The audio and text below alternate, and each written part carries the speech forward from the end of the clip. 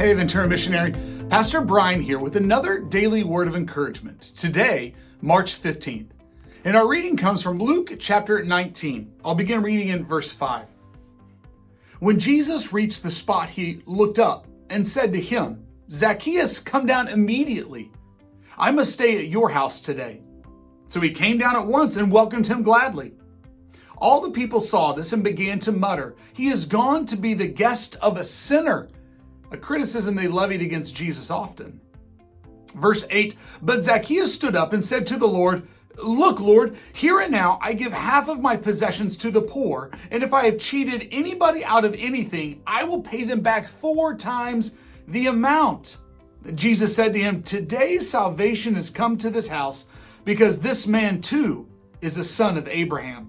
For the Son of Man came to seek and to save what was lost." I find it interesting that unqualified acceptance frees us and allows us to change.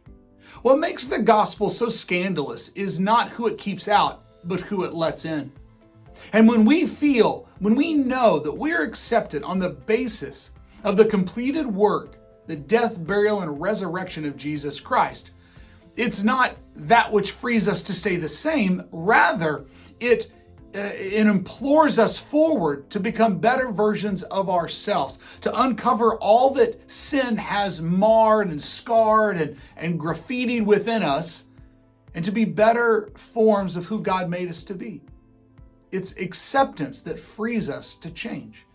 I'm reading a book right now by Rachel Held Evans, and she writes this: "To love oneself well is to regard one's place in the world with candor and grace, grounded in a humble realization of one's strengths, as well as a clear-eyed understanding of one's weakness." Oh, a clear-eyed understanding of one's weakness. Zacchaeus seemed to have that, didn't he? Jesus didn't even have to confront him with all that he'd done wrong, with his past, with his history. Rather, it was simply being accepted by Jesus. "Today I will dine with you, Zacchaeus." That was enough for him to be accepted by the Messiah. He said, I've got to change.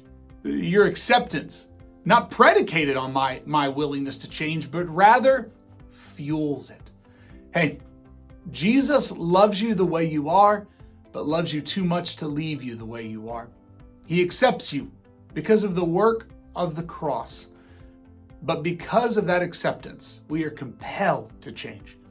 I pray that today you would take the next step in looking more like the one who's called you and accepted you. Grace and peace.